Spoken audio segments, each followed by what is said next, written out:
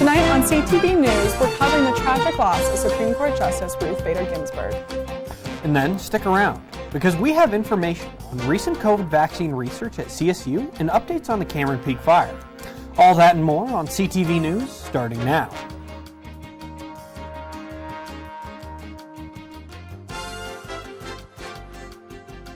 Good evening, Rams. I'm Sophia Ridley. And I'm Kenneth Frederick. Welcome to the Thursday Night News Show. A lot has happened this week, so let's get right into it. America suffered a tragic loss last week with the death of Supreme Court Justice Ruth Bader Ginsburg. Ginsburg was sworn into the Supreme Court in 1993 by former President Bill Clinton. She served 27 years on the Supreme Court up until her death this last week. In those 27 years serving, she battled multiple cancers and worked through the death of her husband. Ginsburg was both a trailblazer and strong advocate among women's, LGBTQ, and minority rights. I think whether you agree with her or not, politically speaking, she's going to go down in history for a long time. Being a woman on the Supreme Court was really inspiring for me, and the work that she did with the ACLU for women's rights. Some of Ginsburg's most notable Supreme Court rulings were Obergefell versus Hodges in 2015, in which same-sex marriage was legalized across all 50 states, which was a major victory for the LGBTQ community. In 1996, the United States filed a suit against the Virginia Military Institute, arguing their male-only admissions policy violated the 14th Amendment in the United States versus Virginia. The U.S. won, and Ginsburg made it clear that women's rights are constitutional rights. With 2020 being an election year, some people are concerned about Trump electing a third Supreme Court justice nominee of his presidency. I believe it's constitutional, and in the systems that exist now, it is constitutional. However, I think the pattern leading up to it does not represent what the institutions of our government do stand for. I think that Republicans right now are trying to rush this process to try to gain control of the courts. Having both the Senate and presidency being Republican-ruled will make the process of electing a nominee faster and easier to approve. According to Gabby Reinhart, a journalism student at CSU, knowing what's going on in the Supreme Court is important with how significant the laws are that are being passed. I think that's why it's important to know what the Supreme Court is always voting on, because now we have these giant laws in place that are so hard, they're so immovable because they got kicked out of the Supreme Court. So I think it takes people knowing, their local and their state laws and how things are moving around legislatively, because they should be solved, if at all possible, legislatively before it gets kicked out of the Supreme Court, because they don't want to make a decision about it. Although her Supreme Court seat will soon be filled, Ginsburg left a lasting legacy for Americans and will remain in history as a true patriot to her country. Meanwhile, in Fort Collins, 2 Colorado State University sororities have outbreaks of coronavirus, according to data released by the Colorado Department of Public Health and Environment. The outbreaks came from the Pelican Lakes Golf Club. The club is located in Windsor and has postponed all further events and closed many of its dining options for a time. The 2 sororities involved were Gamma Phi Beta and Chi Omega, contributing to 8 of the 16 confirmed cases. 5 of the cases came from Gamma Phi Beta, while 3 came from Chi Omega. CSU is not the only community affected by the COVID-19 pandemic. Governor Jared Polis gave a moment of silence Tuesday for the 200,000 people who have lost their lives this year nationwide due to COVID. Polis discussed how much greater the impact has been across Native American communities. He stated that Native American communities have 5 times the hospitalization rates and 40% more deaths. The Colorado Department of Public Health and Environment and Denver Indian Health and Family Services are working together to create a Native response team. Now, let's check out Weston and his news on the CSU research. Thanks, Sophia. So a lot of us may be aware of what's going on. There's a lot of stuff there. We do have a positive note coming up here right now. I did get the chance to go and have this COVID-19 research happen. Coronavirus is something that we're all aware of at this point, but did you know that CSU has a team here on campus working to help combat all that is going on? Rams. Right now, you know exactly what's going on. Coronavirus, every week feels like there's a new update. Every single time something happens, you feel like it's just going to get worse and worse. Well, guess what? We got good news this time around, something that might just be able to lift your spirits just a tiny bit. Thanks to the coronavirus, life itself has seemed to change a tad bit. Coming back to CSU, that statement has proven true. Things on campus, such as masks and testing sites, make us constantly aware of the situation around us. But what you may not be aware of is the team here at CSU working hard behind the scenes on a vaccine for coronavirus called Solovax. Recently, according to the source.Colo State, the team behind the vaccine was granted $3.1 million from the NIAID in order to help advance the research into the vaccine. The team behind the vaccine is using UV lights and riboflavin in an attempt to help inactivate the coronavirus within a person, and then therefore allow their immune systems to start working on fighting it off. The vaccine has shown to be successfully tested in preclinical testings. Regardless of your opinion of everything going on, this is a total win for the state as well as for the entire world if Colorado State University scientists can continue to work and possibly help millions upon millions of lives within this world affected by the coronavirus. Don't forget, Rams, to maintain some good social distancing and follow good, healthy measures when out in public. Make use of the campus's hand sanitizer, as well as feel free to get tested if you are concerned. Now let's toss it back over to Kenny and Sophia so they can continue on with the news. Thank you, Weston, for those health and safety reminders. Let's turn our attention now to the Cameron Peak fires. As of yesterday, the Cameron Peak fires have been 27% contained. The fire now contains a little over 160 square miles. Voluntary evacuation orders have been lifted for the area between County Road 27 and Pencock Pass, as well as the Glen Haven and Storm Mountain areas. We will continue to update viewers as the Cameron Peak fire containment continues. Last year, CSU celebrated its 150th anniversary. In honor of the achievement, CSU alumni Ed Warner and former school president Tony Frank worked with producer Frank Boring to create a documentary about the history of 150 years at CSU. Frank Boring was hired 3 years ago by then-President Tony Frank to document the Colorado State University's 150 years of stories.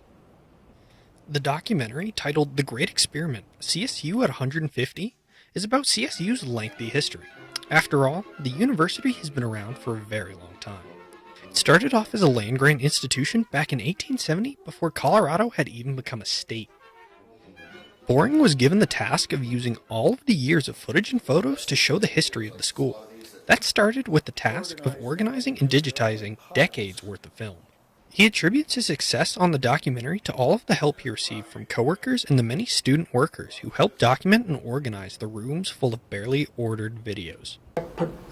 Pitched the idea that if you have a tape that has only numbers on it and does not really tell us what's on it, then we have to actually have somebody look at that tape to tell us what's on it. And so I began a program of hiring students.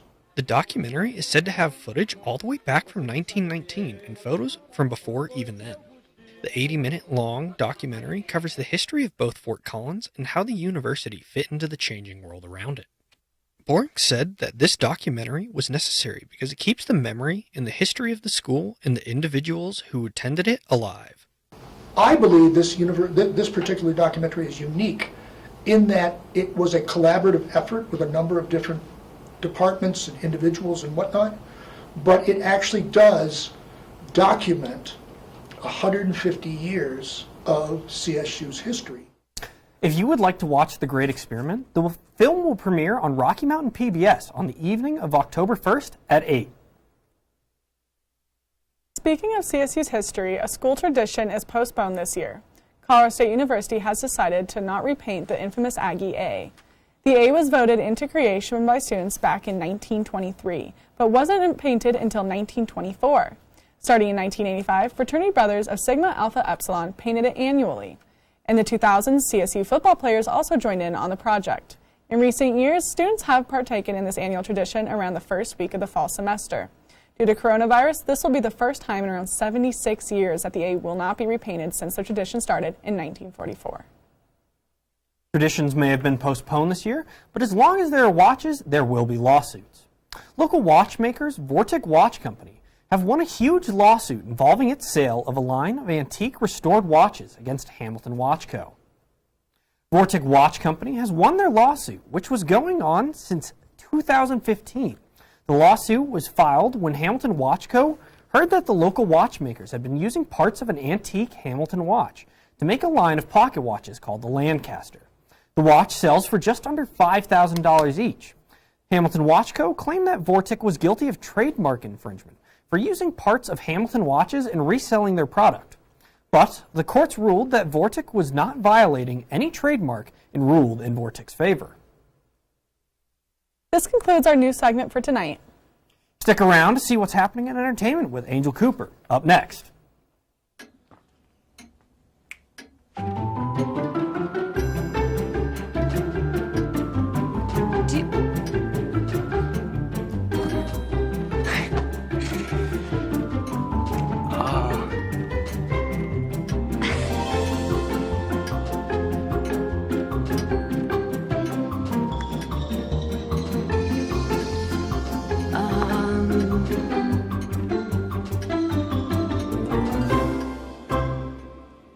Listen, you're my friend. I noticed you haven't really been yourself recently.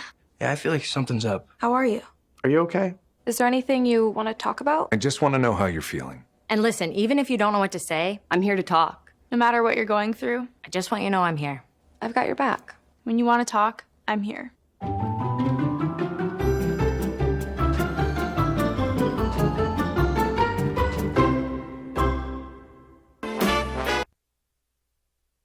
Hey Rams, I'm Angel Cooper, and I'm the entertainment anchor for Thursdays. We have a lot of entertainment news to talk about, so let's get started. Well, it's official. Fall's finally here, and I love when the leaves start changing colors, and I can start wearing my hoodies again. And another fall favorite of mine is going to the pumpkin patches. Bartell's Farm has a huge selection of pumpkins, hayrides, farm animals, and a corn maze. This will be a perfect spot for friends or even date night. I will definitely be going there with my bestie this weekend. Speaking of fun activities to do with your bestie, Chippers Lanes will be hosting live music events. Their goal is to support local artists and bands. Upcoming live artists that will be performing at Chippers Lanes is Ginger Well, Kessel Run, and Tent Mountain Division. But Chippers Lanes doesn't just have live music, but food, beach volleyball, a brand new arcade, laser tag, and bowling. I wish I would have known about this place sooner, so I wouldn't be spending all my weekends on the couch. I have been looking for things to do after class or after homework on Mondays, and I think I found the place. Max Line Brewing will be having beer and bingo every Monday. It is a free event, and you can play up to 7 rounds of bingo. Also, it is dog friendly too. Now, I just go there to just see the dogs. This event will last from 6:30 to 8 in the evening. Switching gears now, CSU Latinx Cultural Center, El Centro, not only has started a new program, but also has a new director, Dora Frias. Frias wants to use her own experience to create a community for El Centro. This is Latinx Heritage Month. What does Latinx Heritage Month mean to you?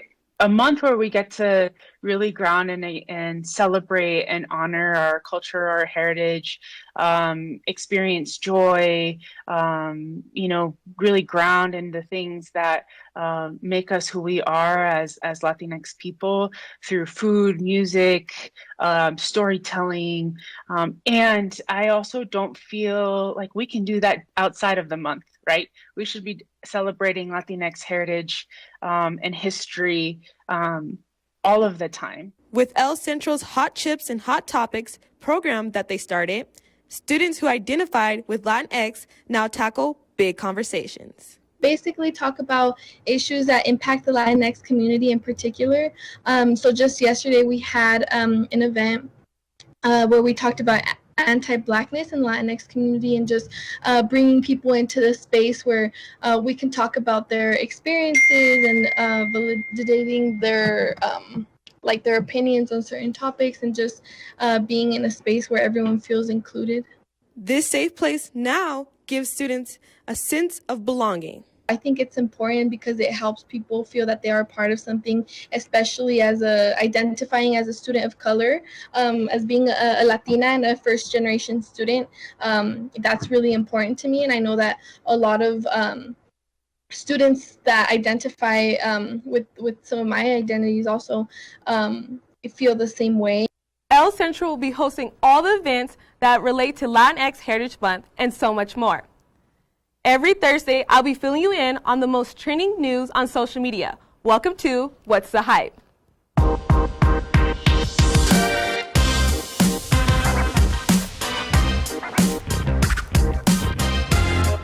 To start off, Bad Bunny, a reggaeton artist, gave a very unique performance last Sunday to pay tribute to those working during the COVID-19 pandemic. He performed while standing on a moving flatbed truck stopping New York City traffic in the 2-mile stretch from the Yankee Stadium to the New Harlem Hospital. Here, he paid his respect to the frontline workers who devoted their time to helping those with COVID. In Spanish, Bad Bunny says, "Respect and thanks to those people who have sacrificed their lives, giving it all for the health of this city." At the 72 Annual Emmy Awards on Sunday, 24-year-old actress Zendaya took home the prize for Outstanding Lead Actress in a Drama Series for her performance in Euphoria. I've always been a fan of Zendaya since she was on Disney, so I was fangirling a lot when I heard that she won, going up against huge actresses like Jennifer Aniston. Zendaya was shocked to hear that she was bringing home the award. I'm really nervous. Okay. Oh gosh. I just want to say thank you to the TV Academy, to all the other incredible women in this category. I admire you all so much. This is this is pretty crazy. I don't really cry. Whoa. Don't worry, Zendaya. I think I did all the crying for you. Tuesday was National Voter Registration Day, and Michelle Obama went live on Instagram to share information on how to register to make a plan to vote. The former First Lady is doing everything she can to inspire people to vote.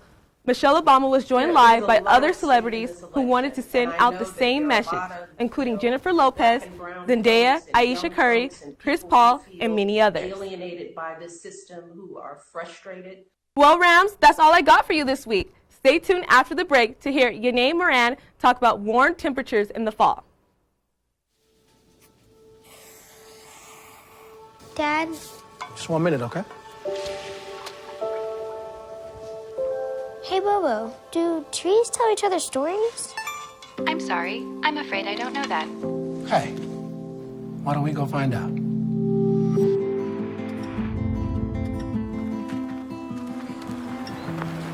Listen. Do clouds take naps? I couldn't tell you.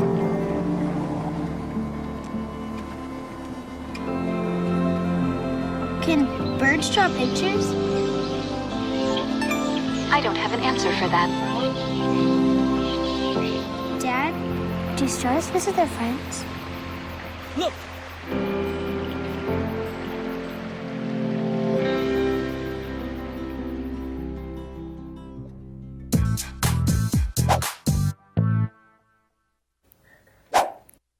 Bienvenidos, damas y caballeros. Welcome, ladies and gentlemen. I am Yanae Moran, here with the weather for Thursday nights. Let's go into the future, shall we? Right now, we are at 79 degrees, and then winds at 5 miles per hour headed northwest. And then the sun setting early today at 6:52, which now it is officially fall season. On Tuesday was our very first day. So let's take a look at what it was like on campus today. Today on campus, as you can see, it is officially fall. So we are starting to see the leaves falling. So we got to get used to the sound of the crunch. Now for our overnight lows. Along our I-25 corridor here in Fort Collins, the lowest will be at 54 degrees, Denver at 62, and then Colorado Springs and Pueblo at 57. Along our mountainside here in Vail at 47, and then Grand Junction, our highest, at 57 degrees. And then on our eastern side here, Sterling at 49, and then Lamar at 50 degrees. Now for tomorrow's highs, we will be very warm temperatures. Along our I-25 corridor, we will be at 89 degrees. In Fort Collins, Denver at 91, Colorado Springs and Pueblo at 96, and then, wow, Lamar breaking the record at almost 100 degrees. That is insane for September. Grand Junction again over at 83 degrees. Now for tomorrow's forecast, it looks like we will be at 89 degrees high with a low temperature of 54. Partly cloudy, and then winds at 5 to 10 miles per hour headed southwest, and then the sun setting again early at 6:51. Now for our 5-day forecast. Friday again at 89 degrees with a low of 54. Saturday going back up to 87 and a low of 52. And then Sunday, of course, back down to 72, which is lower temperatures than Monday because obviously we have to work on Monday. And then lower temperatures on Monday again at 48. Tuesday back down to 72 and then a low of 43. That is all we have for the weather today. But don't go away just yet. We have a lot to talk about in sports and the Miami Heat with Brendan Fairbairn right after the break. It takes less than 1 minute to find out if you may have prediabetes. You can do it here. But you probably won't. You're busy. Kids, work, show coming back in 48 seconds. So let's do this now. Hold up one finger if you're a man, women, 0. 3 more fingers if you're over 60, 2 over 50, 1 over 40. If you're not sure, keep in mind you're sitting on a couch right now, so 1 more finger if you're not very active. 1 finger if yes, 0 if no. 1 yes, 0 no. Next, find the body type that looks most like you and hold up that many fingers while I look around awkwardly. And that's it. If you're holding up 5 fingers or more, you probably have prediabetes. Sorry to be so blunt, but hey, you're busy. Just go to the site.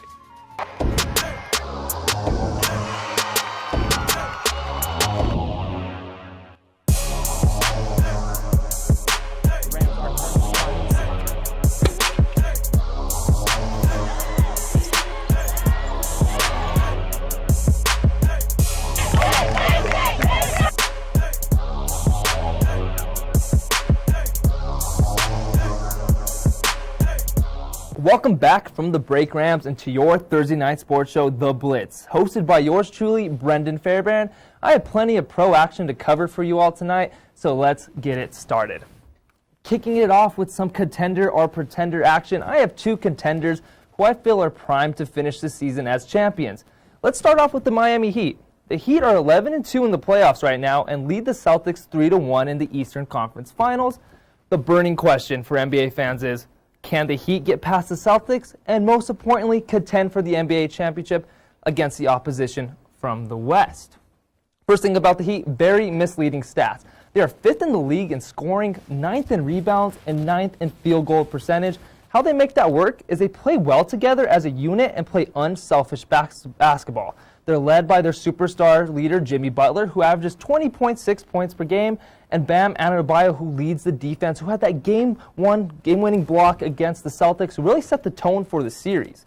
Tyler Hero is the real deal with his 37-point performance last night, and Heat are 3rd in the league in assists. So how the Heat are going to finish the Celtics? Well, it's been a very even series so far. Either team could be up 3-1 at this point. Celtics have 170 points in the paint, while the Heat have 166. Celtics have 174 rebounds, while the Heat have 161. And their shooting stats are also very, very similar. They need to be more aggressive in the paint with their points and rebounds. The outside shooting has been very good, led by Jay Crowder, who is 3rd in the league in three-pointers made with 40. They need to stop playing from behind, though. Game 1, down 14. Game 2, down 17. Game 3, down 20. That's not championship basketball. That's not going to work in the finals. The Heat have had a great run so far, sweeping the Pacers and almost sweeping the number 1 seeded Bucks. It looks like the Celtics will be the Heat's next victim. This is the 12th time Miami has taken a 3-1 lead in a best-of-7 series. The Heat won each of the previous 11. I say history is going to repeat itself. Heat are going to the finals. They are contenders in my books. But now, switch it from the court to the ice. The Dallas Stars have been making noise throughout the NHL playoffs with their recent dismantling of the first-seeded Las Vegas Golden Knights in the Western Conference Finals, 4-1. The victory marked the Stars' 5th Stanley Cup Finals appearance in franchise history and their first in 20 years. While being down 2-1 to the Tampa Bay Lightning, the Stars are no strangers to playing from behind. Dallas this postseason is 4-0 in overtime games, but the real question is, can they finish their underdog story and earn their long-awaited second ring, or has their luck ran out? First thing I got to say about these Stars, they've been through so much adversity. Started 1-7 to begin the season, fired head coach Jim Montgomery in December. Former assistant and now interim head coach Rick Bowness stepped in well, turning around the Stars season and catapulting them into the postseason. Young players stepped up like right wing Denis Gurinov, who leads rookies in the playoffs with 17 points. While they've continued to pile up the victories, it hasn't been pretty in the slightest. They are the first team since 1968 to enter the Stanley Cup Finals with a negative goal differential with 62-64. Only fifth in the playoffs with goals per game. They're averaging around 3 goals per game. But how are they going to make it work, and how are they going to finish the Lightning? Well, they need to stop leading scorers right wing Nikita Kucherov, who has 28 points, and center Braden Point with 26 points.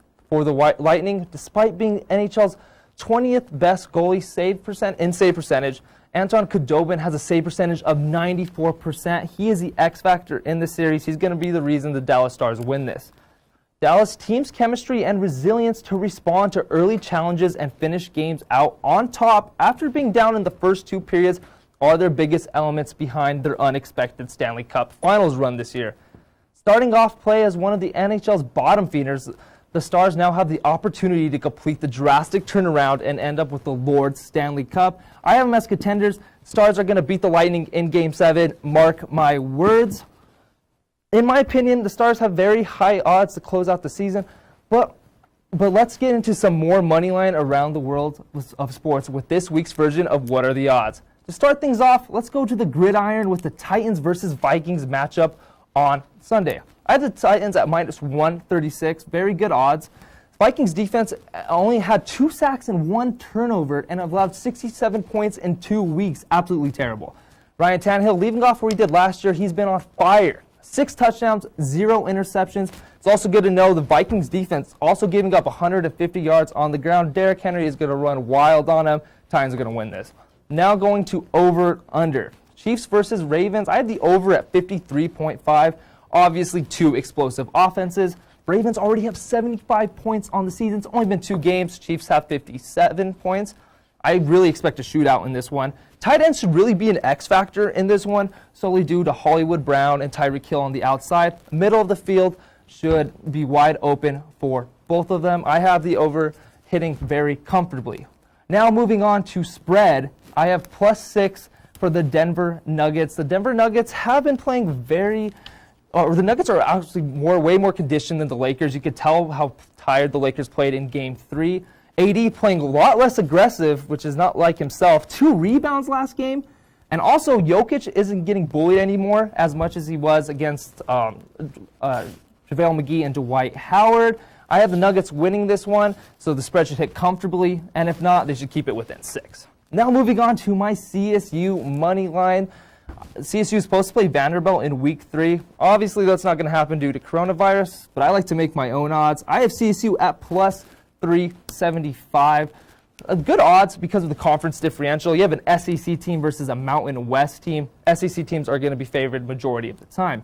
Vanderbilt, 3-7, worst team in the SEC. The 2-7 UNLV Rebels beat them last year, 34-10.